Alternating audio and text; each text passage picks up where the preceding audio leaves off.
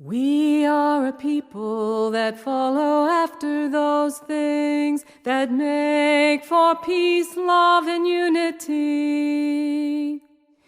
It is our desire that others' feet may walk in the same. We do deny and bear our testimony against all strife and wars and contention. Continuing to read from The Eye of Faith, A History of Ohio Yearly Meeting Conservative by William P. Tabor, Jr. We are beginning Chapter 8, Depression, a Second World War and Wider Service, 1930 to 1950. We'll read this chapter in 3 sections. The first 2 sections will cover the 1930s, and the final section will cover the 1940s. Let's begin the first section. Depression, a Second World War and Wider Service, 1930 to 1950. The 20-year period, 1930 to 1950, was to be a time of dramatic change for Ohio Friends. One of the mainstays of Wilburite's culture, the primary school, all but disappeared during these years, and only a very strenuous effort kept the boarding school going while it accumulated a $4,000 debt. Ohio Friends not only had to deal with long years of drought and an economic depression under a Quaker president, but they also had to confront the failure of their cherished prohibition and the failure of their dreams of international harmony and disarmament. Rearmament grew in the democracies while fascist rulers seized power in land, and World War II broke out in 1939. Yet amid the dust of Quaker tradition and the dust storms of the 1930s, the living fire was still at work. Ministers continued to reach out in new ways. Young friends, those aged 20 to 50, began to take increasing leadership within the yearly meeting and outside of it, and the boarding school grew stronger with a new gymnasium and other facilities and a wider clientele when war finally came to Europe in 1939 and to the United States in 1941. If the sudden problems of World War I could be said to have opened the way for wider Quaker cooperation, then World War II made Ohio Yearly Meeting officially take part in the worldwide Quaker family. However, the excitement of wider Quaker association was tempered for at least some friends by the awareness that the Wilburite world outside of Ohio was shrinking. Kansas Yearly Meeting was laid down by 1930. Fritchley General Meeting in England was small and discouraged. Western Yearly Meeting was discouragingly small, and Canadian and New England conservative friends began to think about reuniting with other friends groups, and most New England friends did indeed reunite in 1945, 100 years after the first Wilburite separation. The period was also marked by some real strains within Ohio Yearly Meeting in the 1930s. As there had been in the 1920s, even the ministers differed in emphasis and point of view, though they agreed in essentials and stayed in unity. Carl Patterson, a minister who advocated and exemplified a broader Quakerism, expressed the issue like this: "So in our society, with its more than 200 years to its credit, we must expect rules, regulations, and discipline to have grown and developed. With some, these ways are not to be questioned. With others, they are questioned just because they are inherited. With some, there are bonds made by dead men's hands to bind our present liberty. With others, they are waymarks that point to the present and future safety." End of quote. On the other hand, 2 other ministers of similar power, James Henderson and Cyrus Cooper, tended to hold back on major changes in discipline. The appointment of the Peace Committee the pressure to reorganize young Friends conferences, and the pressure to take part in any Friends conference. Even before the rigors of the Great Depression had fully set in, the Olney Current printed a number of letters about whether the elementary schools were worth preserving. Some even asked if that were possible. Since 1895, the Education Association, usually far in advance of the yearly meeting itself, had labored to upgrade the schools and keep them to a high standard. In fact, they had performed the functions of an unofficial school board, parent-teacher association, and in-service institution for these schools, providing a unified curriculum, a textbook collection, and a testing program coordinated with the boarding school. No doubt, this vigorous action had an influence on other conservative schools in Iowa, Canada, North Carolina, and Indiana. The yearly meeting had even acceded to pressure to have Anna Walton, experienced in Philadelphia Friends schools, to visit all the schools as a kind of visiting consultant and supervisor. But the yearly meeting had never been able to unite on suggestions to bring the schools under one supervisor. Certainly, many of these schools, even through the 20s and 30s, were equal to or superior to public schools, especially in social studies and English. However, by 1929, the number of school-age children in each local meeting was so small that parents found it harder and harder to support a teacher, even with aid from other Friends and the annual yearly meeting appropriations. The extremely low teacher salaries usually meant the only inexperienced people, those just graduated from Olney, or especially dedicated older women, could be found for such small schools. Giving up the guarded schools was a momentous step upon which the yearly meeting could never officially unite. But the statistics are clear. By 1933 to 1934, there were only 4 small schools left. And for the first time, more Friends children were in public schools than in Friends schools. In that year, Elizabeth Moreland, only 31, taught 9 children at Damascus. Mabel Edgerton, only 30, taught 15 children at Stillwater.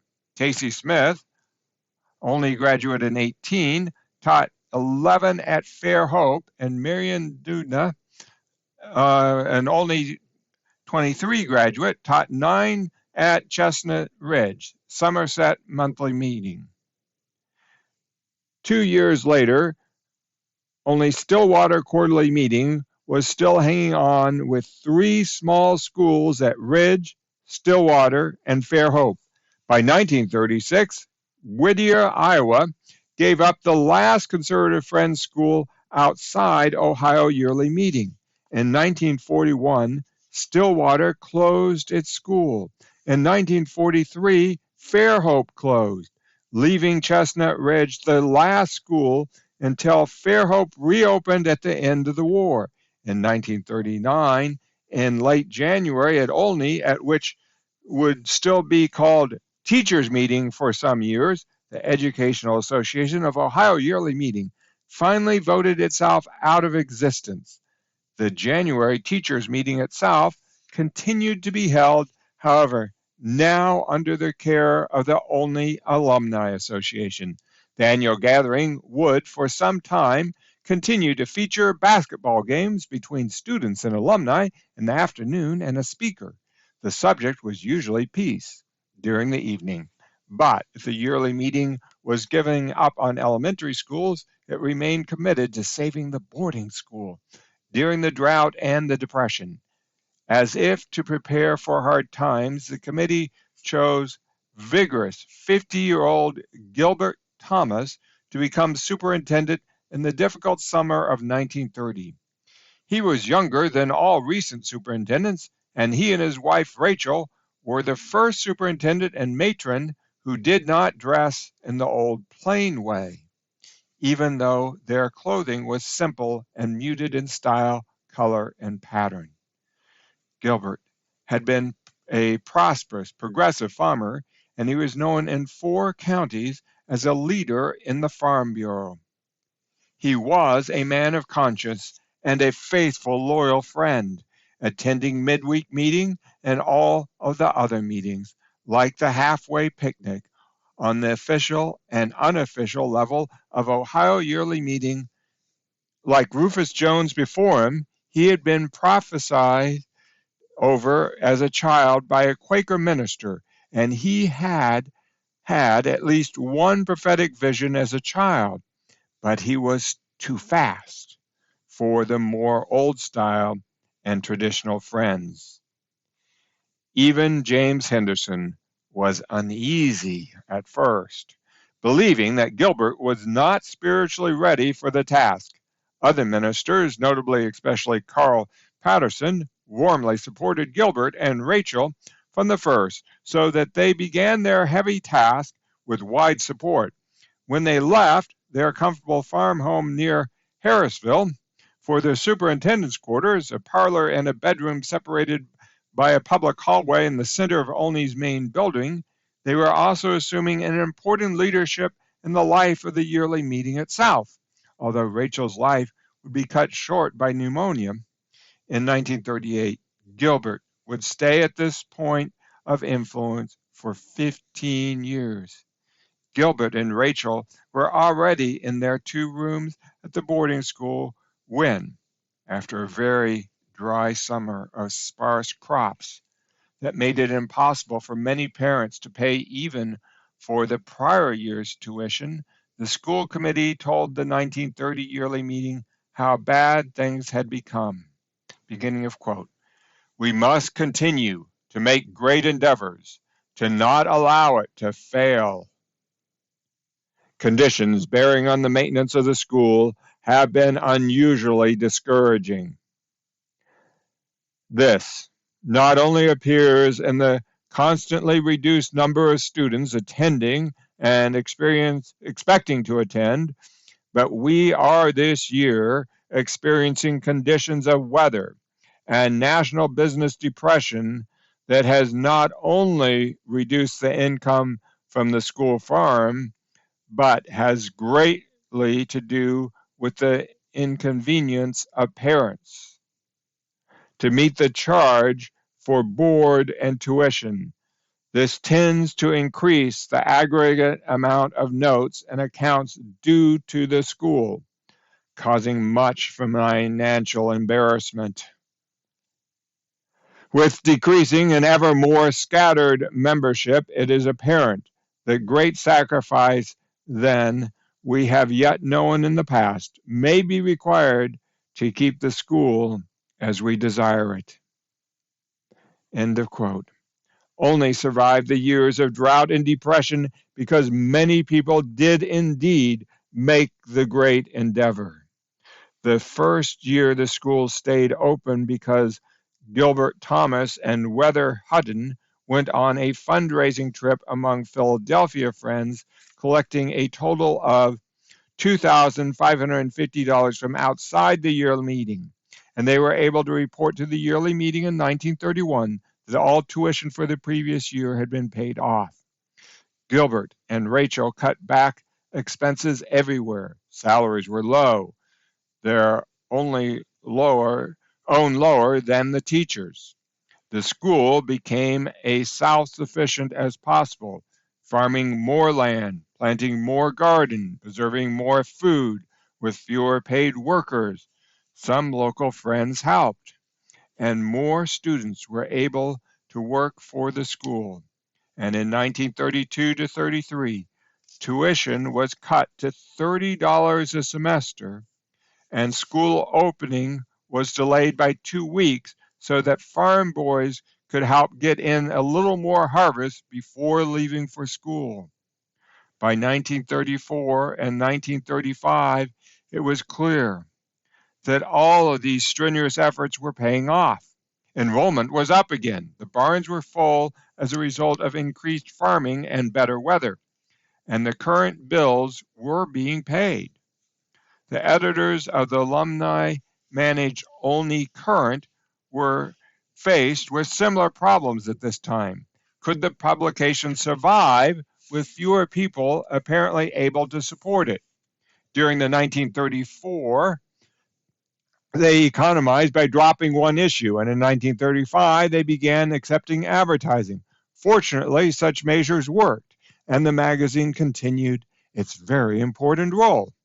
Not only was it the yearly meeting's only regular publication, but it also served increasingly as a link between the yearly meeting and the scattered graduates and other conservative friends in many parts of America.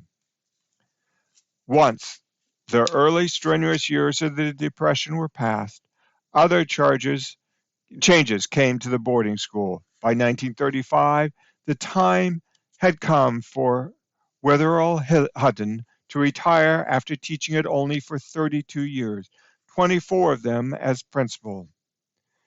There were no precedents to follow, since very few people had stayed long enough to retire from Olney, and there was no pension for him and his wife, Ellen, who had to rely now on an alumni gift of about $800 in their accumulated savings. If there were differences over policy and style between the older college-trained Wetherell and his younger, vigorous superintendent, as surely there must have been, the official records and the Olney Current are silent here about them. The surviving written comments are full only of praise and appreciation of Wetherell's long and gifted service with young people. Though never recorded as a minister, he had gift in speaking, writing, and vocal prayer.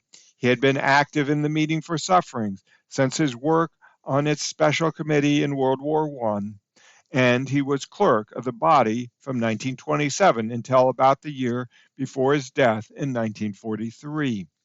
Wetherell had been a very effective bridge between younger friends and older friends in each generation, and between vigorous friends of any age and those who were more cautious and tradition-oriented. In their retirement at Winona, Ohio, the Huttons continued to perform this vital function, often holding discussions with groups of younger friends. In the same year, 1935, Olney began officially to open her doors to students from non-conservative yearly meetings, thus keeping enrollment up and gradually expanding the alumni base. Many older friends had feared that such a step would lead to a dramatic dilution of conservative values, but the fact was that most children from the conservative meetings were already attending public schools in their home communities, and so were coming to Olney with less and less homogeneity. Also, it was increasingly common for students with membership in conservative meetings actually to live in cities with no other conservative families, or perhaps even no friends meeting near them. Although the Wilburite temperament runs deep and may survive each generation or two away from a Wilburite community, the number of students growing up outside the Wilburite culture would increasingly affect the life and discipline at Olney. At the boarding school committee described these snowballing cultural changes in 1937. The discontinued of so many of our primary schools and the widely scattered locations and environment from which the students are now received makes the blending into a harmonious whole more difficult for the family and than was formerly the case. Slowly, conditions were improving. By 1937, the centennial of the founding at the Mount Pleasant boarding school, it even became possible to dream of a major addition to Olney, a new gymnasium. In a way, both the opening of Olney to other Quakers and the building of a new gymnasium were the results of the increasing influence of younger people. Ohio Young Friends Conferences had met since 1929. The Olney Alumni Association had developed a broader base by voting for its officers through the mail, and Olney's homecoming and teachers' meeting events drew alumni back for the fellowship and the athletic games. keeping their affection for and interest in the school alive. The vision of Gilbert Thomas and the energy of the Alumni Association eventually prevailed, and the gymnasium project went forward in Olney's typical way, with much volunteer labor from start to finish. When the $10,000 facility was completed in 1938, it was the first major addition to Olney since the Hutton's Cottage had been built in 1917. Because it enjoyed the dining room, the gymnasium also provided overflow dining space for homecoming, commencement, and yearly meeting throngs, putting an end to the eating in shifts which had been necessary on crowded occasions. The new space also became the auditorium for commencement, homecoming, and other large meetings. Now, overflow crowds no longer would have to sit or stand outside the collection room. By the fall of 1939, there was no doubt that Olney survived the Depression. That year, 93 students from many parts of Quaker America were enrolled. Since Scattergood had closed its door in 1931, Olney was the only major educational center for conservative Friends and for the growing number of transplanted or former conservative Friends and other Friends group. As had always been the case, a few did attend Westtown. At yearly meeting that year, the shutters were opened so that both men and women's meeting might hear Carl Patterson explain in some detail the financial situation at Olney. The school had survived only by allowing a $4,000 debt to its own endowment funds.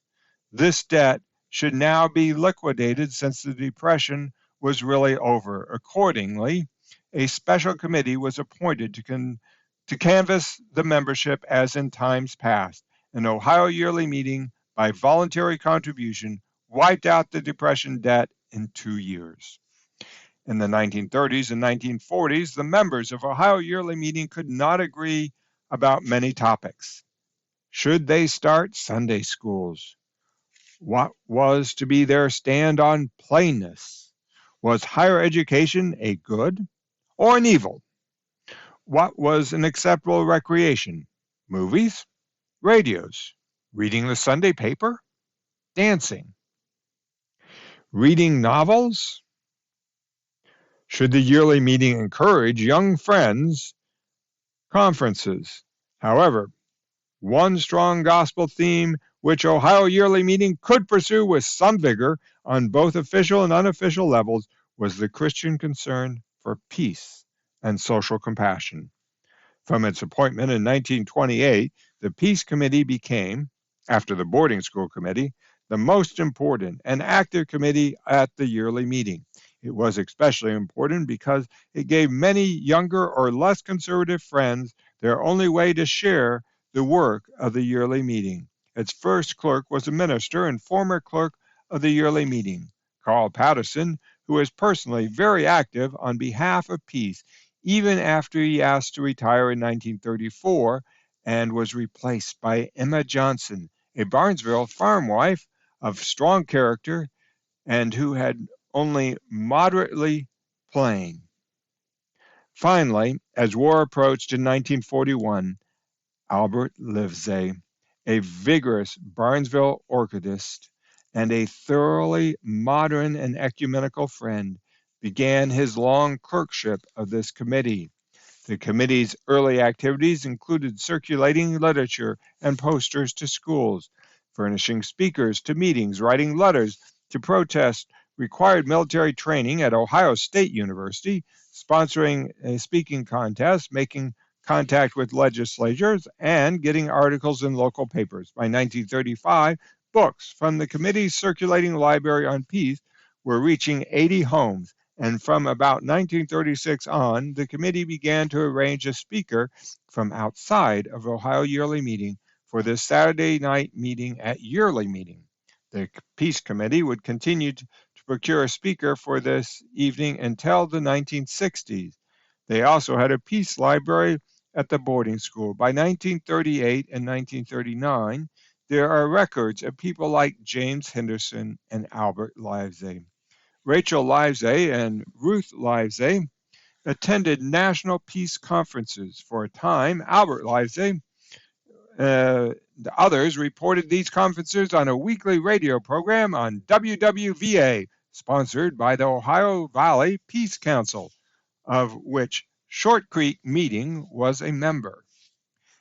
There were peace initiatives behind the committee as well. Almost every year from 1930 to 1939, the yearly meeting itself took some action in regard to peace. In 1934, for instance, the yearly meeting read London Yearly Meeting's recent statement on peace, adapted it to American circumstances, and distributed hundreds of copies to officials, newspapers, and the public. The Meeting for Sufferings was similarly active. At a called meeting in 1932, for example, the Meeting for Sufferings Legislative Committee was asked to begin what turned out to be several years of work to change the requirement of mandatory military training in Ohio state universities. Often, the same individuals were active on several different fronts simultaneously. Carl Patterson, for instance, who was on the Peace Committee, was also very active in the Meeting for Sufferings, visiting officials and working through the Ohio Council of Churches, of which he was a member. For a long time, he, L.J. Tabor, and Ward Applegate, Wilmington Yearly Meeting, were on the executive committee together. According to Ward Applegate, had some influence on the peace policies of that body. At the 1936 yearly meeting, Carl Patterson spoke with the shutters raised to both men and women's meeting about the encouraging visit with authorities at Ohio University, Athens. However, in spite of all the actions of the Peace Committee, the Meeting for Sufferings and the yearly meeting itself, the military training, and the slide toward war continued. At yearly meeting in 1939, after the European War had begun, the Meeting for Sufferings and Ohio Yearly Meeting once again sent messages to the head of various governments, and a session of the Meeting for Sufferings concluded with the following statement: "Once more, we have been dipped into a weight of exercise over world conditions, and the desire has been voiced that all enmity might be removed from our hearts. There seems little we can do but stand and wait in the peaceful nature of Christ's kingdom, facing, as he gives us strength, the tasks that are before us." This concludes the reading of the first section of Chapter 8, A Second World War and Wider Service, 1930 to 1950, A History of Ohio Yearly Meeting Conservative by William P. Tabor. We'll continue reading with the second section of Chapter 8 in the next podcast. The words from our introduction are from Margaret Fell's letter to the King on persecution. The music was composed and sung by Paulette Meyer. More information on her website, www.paulettemeyer.com.